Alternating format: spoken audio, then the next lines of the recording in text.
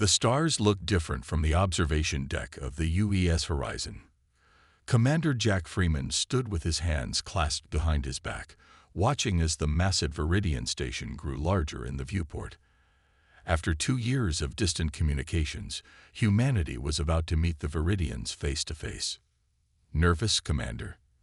Olivia Martinez stepped up beside him. As the ship's communication specialist, she had spent more time studying the aliens than anyone else on board. Just cautious, Jack said. First contact hasn't exactly gone well in our movies. Olivia smiled. Good thing this isn't a movie. The UES horizon slowed as it approached the docking bay. The Viridian station shimmered like a giant emerald against the black of space. Its spiraling architecture reminded Jack of seashells from Earth's oceans. Final approach, announced the pilot over the ship's comm system. All personnel report to designated first contact positions. Jack straightened his uniform. Let's make history, Martinez. The diplomatic team gathered in the airlock. Besides Jack and Olivia, there was Dr. Alan Kelly, their anthropologist, and 5 other specialists. Everyone wore their best uniforms with the United Earth emblem on their shoulders.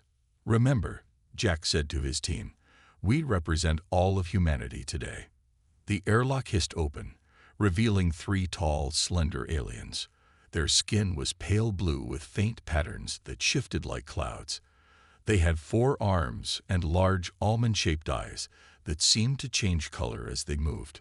The tallest Viridian stepped forward. I am Ambassador Mira. We welcome you to the Viridian Collective. The words came through the translation devices Olivia had programmed. Jack bowed slightly. Commander Jack Freeman of Earth, we are honored to meet you. The Viridians led them through corridors that seemed to be made of living crystal. Other aliens stopped to stare at the humans, their expressions unreadable to Jack. They entered a large chamber where more Viridians waited. One with elaborate markings on its face approached. High Counselor Zivik, Ambassador Mira announced, leader of our collective. The High Counselor examined the humans with eyes that shifted from green to purple. So these are the beings who filled our communication channels with their noise. Jack frowned at the translation. Noise. Your messages contain much unnecessary information. Music, stories, emotional displays. The High Counselor's tone made it clear these were not compliments. Olivia stepped forward. We share our culture as a way of introducing ourselves. An inefficient method, said another Viridian. Communication should transfer data, not feelings. Dr. Kelly whispered to Jack. They seemed dismissive of our cultural expressions. The meeting continued for hours. The Viridians asked detailed questions about Earth's technology, but showed little interest in human art, music, or history. When Olivia tried to explain the importance of songs in human culture, the aliens exchanged looks that needed no translation. Primitive emotional attachments, one Viridian said. Your species will outgrow such simplistic artistic expressions as you evolve. Later, in their assigned quarters, the human team gathered to discuss the day. They're technically advanced, but something feels off, Jack said. Like they're missing something important. Olivia nodded. Did you notice how they reacted when I played that music sample? Not just disinterest, almost discomfort. Their society seems to value pure logic and efficiency, Dr. Kelly added. They claim to have evolved beyond art and music. Nobody evolves beyond music, Olivia said firmly. It's too fundamental. Jack walked to the window, watching Viridians move through their station with precise, measured steps. No one was laughing. No one was singing.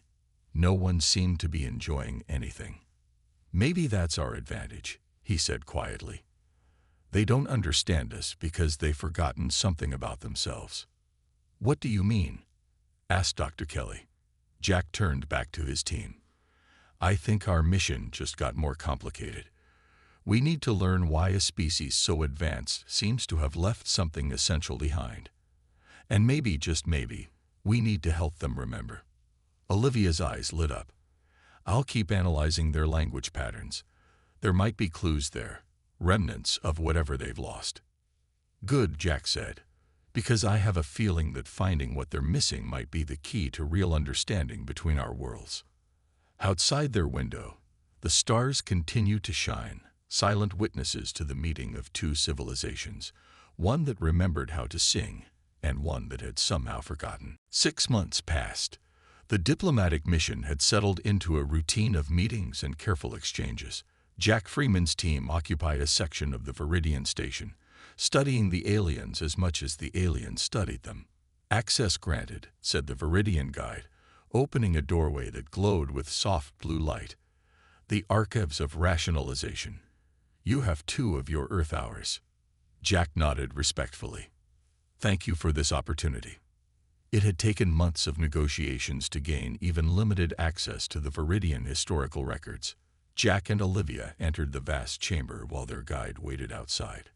"This place is enormous," Olivia whispered.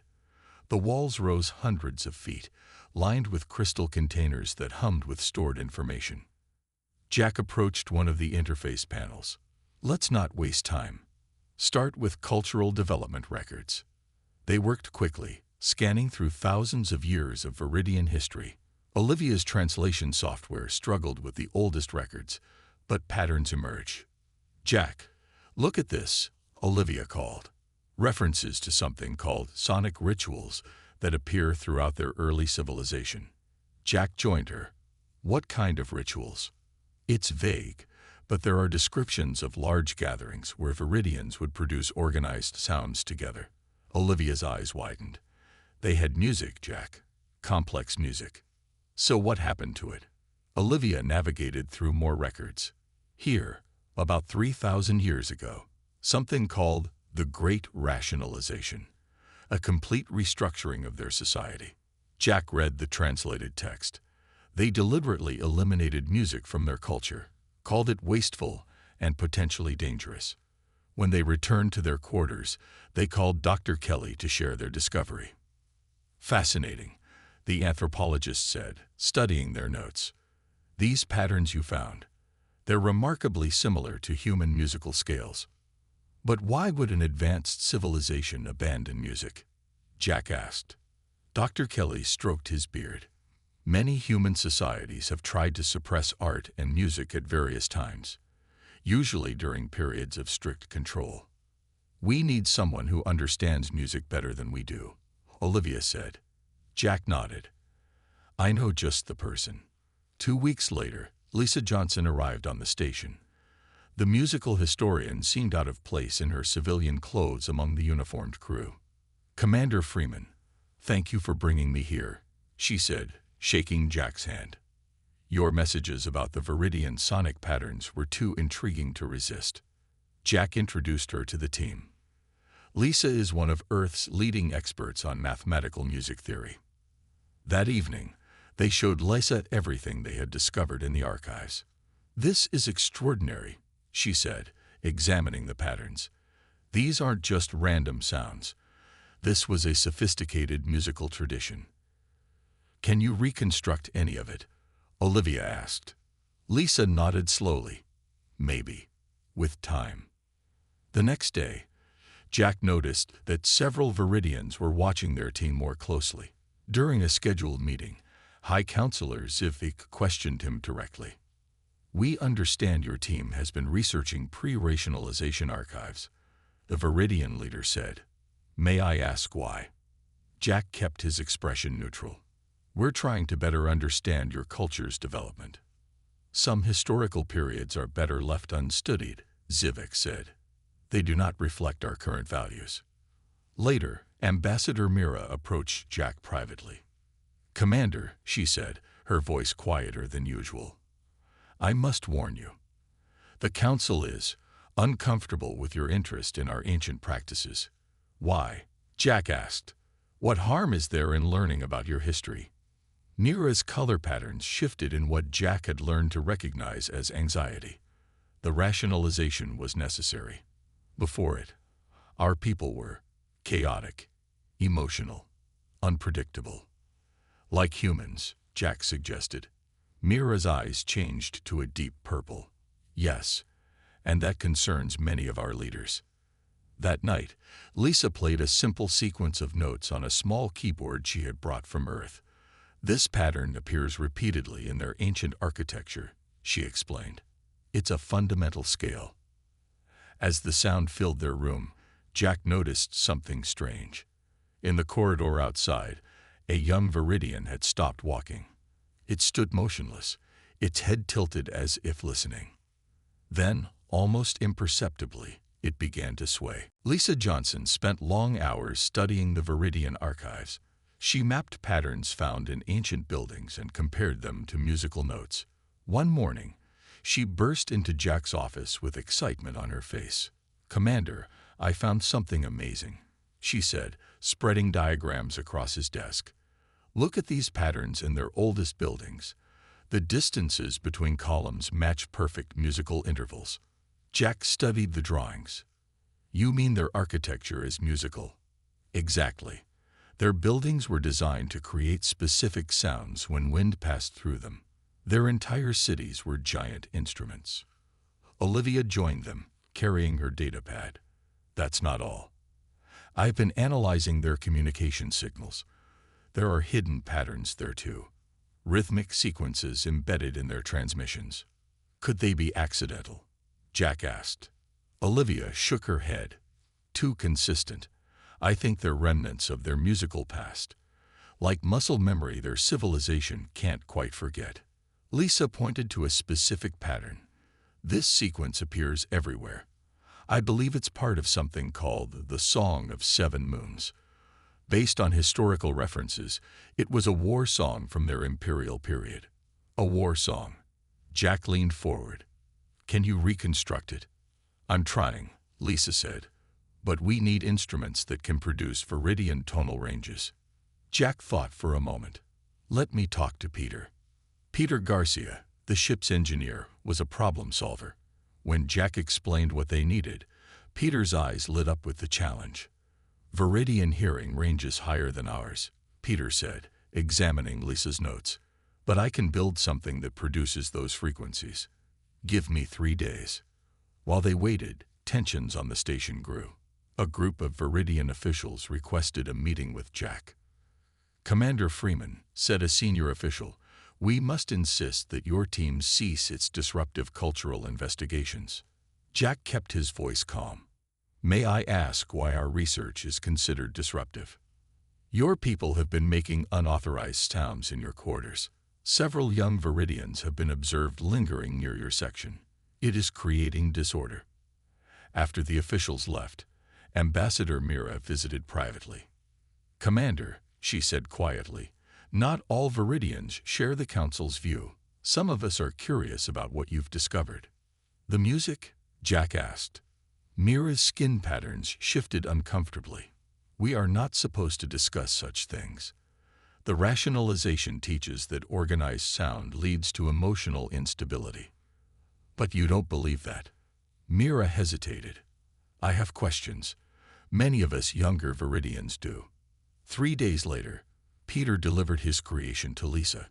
It looked like a cross between a keyboard and a strange harp. "It can produce the full Viridian tonal range," he explained. "The controls are similar to Earth instruments." Lisa ran her fingers over the controls, and the device produced sounds unlike anything they had heard before, haunting tones that seemed to vibrate through their bodies. "It's beautiful," Olivia whispered. That night, they gathered in their common room. Lisa had spent hours practicing on Peter's instrument, trying to recreate the patterns they had discovered. "I think I've got part of it," she said. "One section of the Song of Seven Moons." She began to play. The strange, alien melody filled the room. It started slow and built gradually, creating a tension that seemed to reach inside them. Unknown to the humans, the sound carried through the station's ventilation system.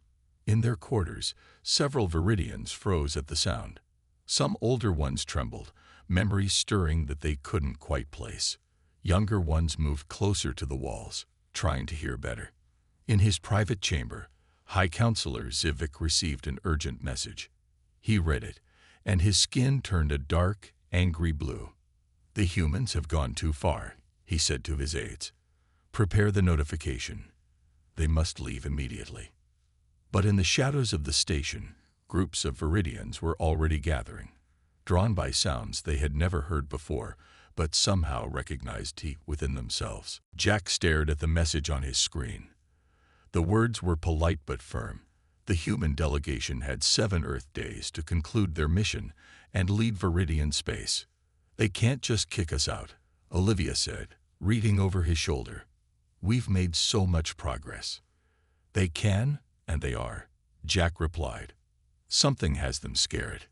The team gathered to discuss their options. Dr. Kelly stroked his beard thoughtfully. "This reaction tells us something important," he said. "The Viridian leaders aren't just dismissive of music. They fear it." "But why?" Peter asked. "It's just sound." Lisa shook her head. "It's never just sound. Music can unite people, inspire them, move them to action." "Maybe that's what they're afraid of," Jack said quietly. Later that day, Jack received a strange message on his private channel. It contained only coordinates and a time. No sender. "It could be a trap," Olivia warned when he showed her. "Or it could be help," Jack replied. "I'm going, but I'll go alone." The coordinates led to a rarely used maintenance area. Jack moved carefully through the dimly lit corridors. A figure waited in the shadows, tall and slender like all Viridians, but with unusual markings on its skin. "Commander Freeman," the Viridian said softly. "I am Krelfar. I study forbidden history." Jack remained cautious. "Why contact me?" "Because your people have rediscovered what mine tried to erase." Krelfar's voice had an intensity Jack hadn't heard in other Viridians. "The songs of our ancestors. You know about the music. I have spent my life searching for remnants of our lost culture. The Council has tried to destroy all traces, but they missed some." Krelfar produced a small crystal. "This contains recordings of ancient ceremonies. It may help your historian complete the war song." Jack took the crystal. "Why are they so afraid of music?" "Because before the rationalization, music united our people. It let us express disagreement. It made us question our leaders." Krelfar's colors shifted to a deep red. "What better way to control a society than to remove the tools of rebellion? There are others who think like you. More than the Council knows. Many who are too young to remember, but feel the emptiness." Krelfar moved closer. "Your singing has awakened something long dormant in my people." Back at their quarters, Lisa examined the crystal using Peter's equipment. "This is incredible," she said. "Complete musical patterns, ceremonial rhythms. Krelfar has given us exactly what we needed." "We only have 6 days left," Jack reminded them. "I can finish reconstructing the war song with this," Lisa said confidently. The next day, Jack received an urgent call from Earth Command. Admiral Patel's face appeared on the screen, looking concerned. "Commander, what the hell is happening up there?" "The Viridian Council has filed a formal complaint." Jack explained their discoveries and the Viridians' reaction. The Admiral frowned. "You're telling me they've banned music and you've been playing alien songs anyway. No wonder they want you gone." "Sir, there's more happening here than diplomatic niceties. Their society is divided. The leadership is hiding something from their own people." "That's not our problem, Commander. Your mission was to establish positive relations, not spark a cultural uprising. With respect, sir, I believe understanding their true history is key to real communication." The Admiral's expression hardened. "Your orders are to wrap up operations and return home. That's final." After the call ended, Jack sat silently for a long moment. Then he gathered his team. "Earth Command wants us to leave without making waves," he told them. "And?" Olivia asked, knowing him well enough to hear the unspoken but. Jack looked at each of them. "And I'm asking if you're willing to risk your careers for one last attempt to reach the Viridian people." One by one, they nodded. "Good," Jack said. "Because I think it's time we held a concert." Planning the concert took every moment of their remaining time. Jack met with Krelfar in secret places around the station, always careful to avoid the watchful eyes of the Council's security forces. This section has been abandoned since the last station expansion, Krelfar explained, showing Jack a large circular chamber on a hidden map. The Council forgot it exists. Is it big enough? Jack asked. It can hold several hundred, and the walls are designed with the old acoustic patterns. The sound will be... Krelfar paused, searching for words. Perfect. Meanwhile, Peter worked on the station's communication systems. He needed a way to broadcast the concert beyond the meeting place.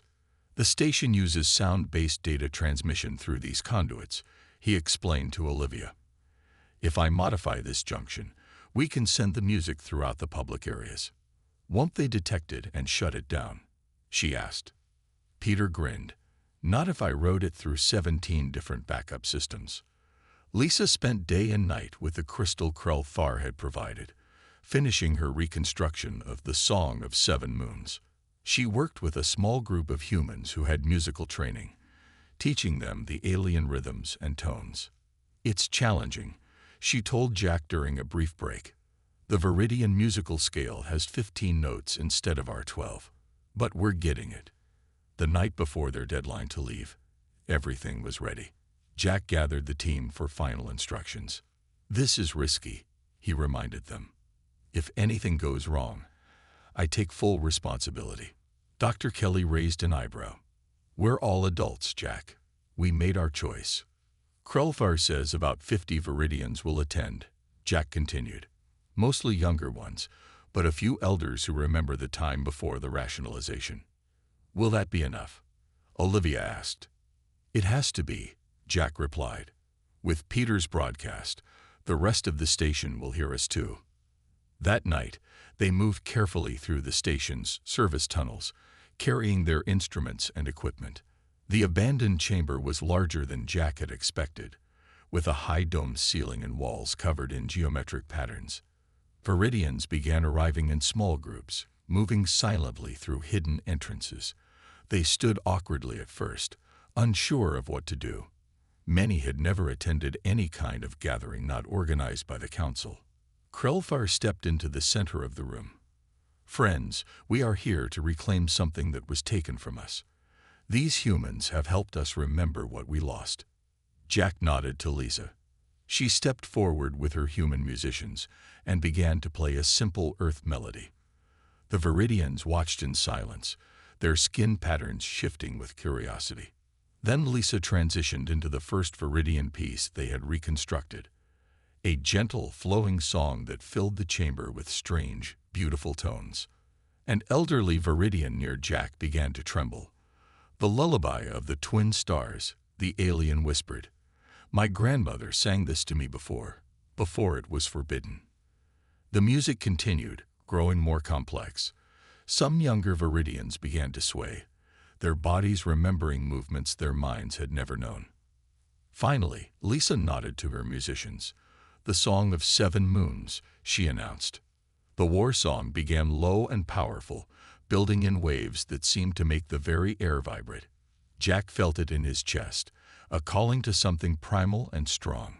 Around the chamber, Viridians froze in place. Their skin colors shifted rapidly, flashing patterns racing across their bodies. Several of the elders began to hum, then to sing in high, clear voices. Suddenly, a loud alarm sounded throughout the station. A voice boomed over the main communication system. Attention! Unauthorized gathering detected. Security forces are responding. Remain where you are. Krelfar's colors darkened with fear. The Council knows. Keep playing, Jack ordered Lisa. Then he turned to Peter. Start the broadcast. Now. Peter's fingers flew across his control pad. Broadcasting now, he said. The whole station will hear this. The powerful notes of the Song of Seven Moons echoed through the hidden speakers Peter had placed throughout the public areas of the station. In the grand meeting hall, Viridian officials stopped mid-sentence. In the living quarters, thousands of Viridians paused in their daily routines. Back in the secret chamber, Lisa guided the musicians through the complex rhythms of the ancient war song. The elder Viridians sang louder now, their voices growing stronger as forgotten memories returned. Security forces approaching the east entrance, Olivia warned, checking her scanner. Jack moved to the door with several younger Viridians. They would not fight, but they could delay. Keep playing, he called to Lisa. The song has to finish. Throughout the station, something remarkable happened. Viridians of all ages began moving toward the music. They walked slowly at first, then faster, streaming through corridors and gathering in open spaces where the sound was strongest. High Counselor Zivik stood in his command center, watching with horror as his screen showed the growing crowds. Shut down the broadcast, he ordered. Find the source. We're trying, a technician responded. But the signal keeps rerouting itself. Engineer Garcia's modifications are extremely effective. In the secret chamber, the security forces arrived.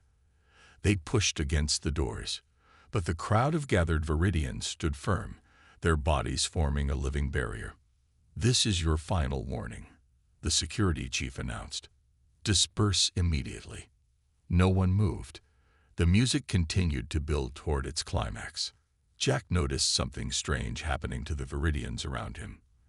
Their skin patterns were synchronizing, pulsing in time with the music. Even the younger ones who had never heard these songs before were beginning to sing, the melodies somehow remembered in their bodies. Lisa reached the final movement of the song. The humans played with everything they had, and the Viridian voices rose in a powerful chorus that seemed to make the walls themselves vibrate. Throughout the station, thousands of Viridians sang together for the first time in 3,000 years. The security forces stopped pushing against the doors.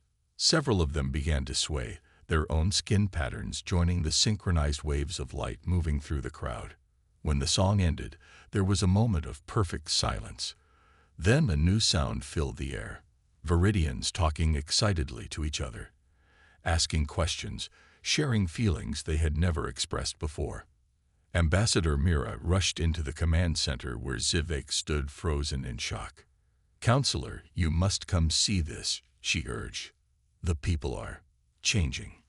In the main plaza, Viridians had begun to create their own music. Some tapped on surfaces, creating rhythms. Others sang snippets of songs they had just heard. Young and old alike moved in ways that had been forbidden for generations. Jack and his team emerged from the secret chamber, surrounded by their Viridian allies. News of what had happened spread quickly through the station. "The council will try to stop this," Krelfar warned. "They will call it temporary madness." "It's too late," Olivia said, watching the growing celebration. "You can't unfeel something once you felt it." The next morning, Jack received 2 urgent messages. The first was from Earth Command, ordering their immediate return for a military tribunal. Admiral Patel's words were harsh. "You have violated direct orders and potentially damaged interstellar relations." The second message was from a group of Viridian citizens requesting human assistance in organizing an interspecies cultural festival. Jack showed both messages to his team. "What now?" Peter asked. "Now we face the consequences," Jack replied. "But I don't regret what we've done." Olivia looked out at the transformed station. "Even if they send us home in disgrace, we've started something they can't stop." In his private chambers, High Counselor Zivik stared at ancient records he had never shown anyone. Records of a time before the rationalization. Records of why music had been banned. Records of what the songs had once awakened. The UES Horizon carried Jack and his team back to Earth. After 2 weeks in space, they arrived at Earth Command Headquarters in Geneva. Armed guards escorted them from the landing pad to a large meeting room, where Admiral Patel waited with a panel of stern-faced officers. "Commander Freeman," the Admiral said coldly, "you and your team stand accused of disobeying direct orders and interfering with the internal affairs of the Viridian Collective." Jack stood straight. "We did what we believed was right, sir." "Your belief is irrelevant, Commander. Your actions." The Admiral was interrupted by an urgent message. A young officer rushed in and whispered something in his ear. The Admiral's expression changed from anger to alarm. "This tribunal is temporarily suspended," he announced. "Commander Freeman, you and your team are needed in the Situation Room immediately." They followed the Admiral through secure corridors to a room filled with screens and nervous officers. One large screen showed a massive object moving through space. "What is that?" Jack asked. "We don't know," Admiral Patel replied. "It appeared at the edge of Viridian space 3 hours ago. The Viridians sent us this data along with an urgent request for you." Jack studied the image. The object was unlike any ship he had seen before, dark, crystalline, and enormous. Dr. Kelly stepped closer to the screen. "Those patterns, they look almost organic." A communication officer called out, "Incoming transmission from the Viridian Collective. Priority 1. The main screen changed to show High Counselor Zivik. His skin was a pale, frightened blue. "Commander Freeman," he said, his voice uncharacteristically emotional. "The Voidborn have returned." "The Voidborn?" Jack asked. "Ancient enemies of our people. Enemies we thought defeated millennia ago."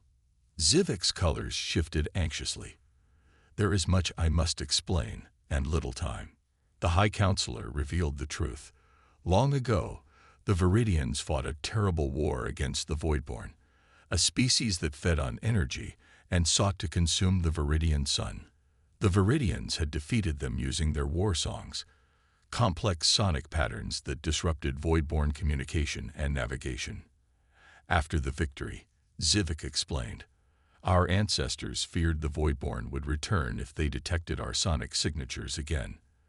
The Great Rationalization was implemented to hide our civilization by eliminating the very thing that defined us." "You gave up music to become invisible to them," Olivia said, understanding dawning. "Yes. For 3,000 years, we hid in silence." Zivik's colors darkened. "Until your concert." The room fell silent as everyone understood the implications. "You're saying we brought them back," Jack said quietly. "The songs you helped us remember sent ripples through space. The Voidborn heard. They remembered too." Zivik's voice became urgent. "But you also gave us back the weapons to fight them." Admiral Patel frowned. "What exactly are you asking for, Counselor?" "Your war songs awakened our memories," Zivik said. "Now we need your help to sing them again, with purpose." The Viridians explained their plan. Their scientists had already launched conventional attacks against the Voidborn ships, but their advanced weapons barely damaged the alien vessels. Their only hope was to use the ancient sonic weapons, the war songs that had once driven the Voidborn away. "Our younger generations never learned the songs," Zivik said. "We need your musician, Lisa Johnson. We need your engineer, Peter Garcia. We need your translator, Olivia Martinez." After the transmission ended, Admiral Patel turned to Jack. "This changes everything," he said. "Your tribunal is suspended pending the outcome of this situation." Jack looked at his team. "It seems our concert had bigger consequences than we imagined." Dr. Kelly nodded gravely. "We awakened something ancient and dangerous. And now we have to help them fight it," Lisa added. "The question is," Jack said, looking back at the image of the massive Voidborn ship, "can a song really stop that?" 3 days later, the UES Horizon raced back toward Viridian space. Earth had sent 5 additional ships, loaded with equipment and volunteers with musical training. In the Horizon's main cargo bay, now converted to a rehearsal space, Lisa worked tirelessly with hundreds of human and Viridian singers. "The frequency needs to be exact," she explained, pointing to the musical notation displayed on a large screen. "Each note creates a specific disruption in the Voidborn communication patterns." Jack watched from the doorway as humans and Viridians sang together, their voices blending in haunting harmony. The Viridian skin pulsed with light as they sang, creating visual patterns that matched the sound. Olivia approached him, datapad in hand. "Peter's amplification system is ready," she said. "He's installed the satellites around the Viridian homeworld. Once deployed, they'll project the sound waves directly at the Voidborn fleet." "Will it be enough?" Jack asked. "It has to be," she replied simply. The void-born ships had surrounded the Viridian sun, strange appendages extending toward its surface. According to Krelfar, they were beginning to extract solar energy on a massive scale. They will drain our sun until it dies, Krelfar had explained. That is how they destroyed other systems before ours, in the ancient times. The combined human Viridian fleet took position between the planet and the Voidborn. Initial attacks with conventional weapons had minimal effect. Energy beams seemed to pass right through the crystalline structures of the Voidborn ships. Admiral Patel's voice came through the comm system. All ships in position. Ready the sonic array. Peter nodded to Jack. Satellites online. Amplification at maximum. Jack looked at the faces around him. Human and alien united by music and common purpose. Begin transmission. Lisa raised her hands and the great choir began to sing. The Song of Seven Moons filled the ship, its complex harmonies carried by human voices and Viridian throats. Peter's satellites broadcast the sound into space, directing it toward the Voidborn ships. At first, nothing seemed to happen. The massive alien vessels continued their slow approach toward the sun. Increase amplitude, Jack ordered. All voices, maximum effort. The song grew louder, the harmonies richer and more complex. The Viridian skin glowed with patterns that hadn't been seen for 3,000 years. On the main screen, they watched as the nearest void-born ship began to shimmer. Its crystalline structure vibrated visibly. "It's working," Olivia whispered. The disruption spread to other ships. Where the song's frequencies hit the alien vessels, their structures began to fracture. Small at first, then larger cracks appeared across their surfaces. "Target the lead ship," High Counselor Zivik ordered from his vessel. "All conventional weapons, fire when ready." The combined fleet launched everything they had at the damaged Voidborn flagship. This time, their weapons found purchase in the cracked exterior. Explosions rippled across its surface. The choir sang harder, their voices rising and falling in the ancient patterns. More Voidborn ships began to falter, their movements becoming erratic. "They're retreating," someone shouted as the alien vessels began to pull away from the sun. The choir continued, driving the Voidborn back with each powerful verse. Finally, the remaining ships accelerated away from the Viridian system, disappearing into deep space. When it was over, humans and Viridians embraced, their differences forgotten in the joy of victory. Months later, Earth and the Viridian Collective signed the Harmonic Alliance Treaty. Cultural exchange programs were established, with music at their center. The first Intergalactic Music Academy opened on the Viridian Station, with Lisa Johnson as its director. Jack and Olivia stood at the observation deck, watching students arrive from both worlds. "Remember when they mocked our singing?" Olivia asked with a smile. Jack nodded. "And now they can't stop singing themselves." "Do you think the Voidborn will return?" she asked more seriously. "Probably," Jack replied. "But next time, we'll be ready to sing together from the start." Below them, a mixed choir of humans and Viridians practiced a new composition, a song of peace that contained echoes of ancient war melodies, a bridge between worlds that had once seemed impossibly different.